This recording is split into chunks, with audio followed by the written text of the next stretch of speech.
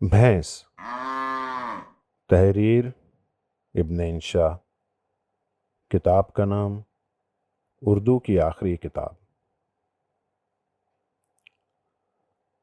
یہ بہت مشہور جانور ہے، قد میں عقل سے تھوڑا بڑا ہوتا ہے۔ چوپایوں میں یہ واحد جانور ہے کہ موسیقی سے ذوق رکھتا ہے، اسی لیے لوگ اس کے آگے بین بجاتے ہیں، کسی اور جانور کے آگے نہیں بجاتے۔ بھینس دودھ دیتی ہے لیکن وہ کافی نہیں ہوتا، باقی دودھ گوالا دیتا ہے، اور دونوں کے باہمی تعاون سے ہم شہریوں کا کام چلتا ہے۔ تعاون اچھی چیز ہے لیکن دودھ کو چھان لینا چاہیے تاکہ مینڈک نکل جائیں۔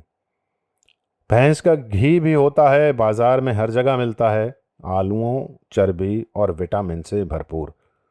نشانی اس کی یہ ہے کہ پیپے پر بھینس کی تصویر بنی ہوتی ہے۔ اس سے زیادہ تفصیل میں نہ جانا چاہیے۔ آج کل بھینسیں انڈے نہیں دیتی، مرزا غالب کے زمانے کی بھینسیں دیتی تھیں۔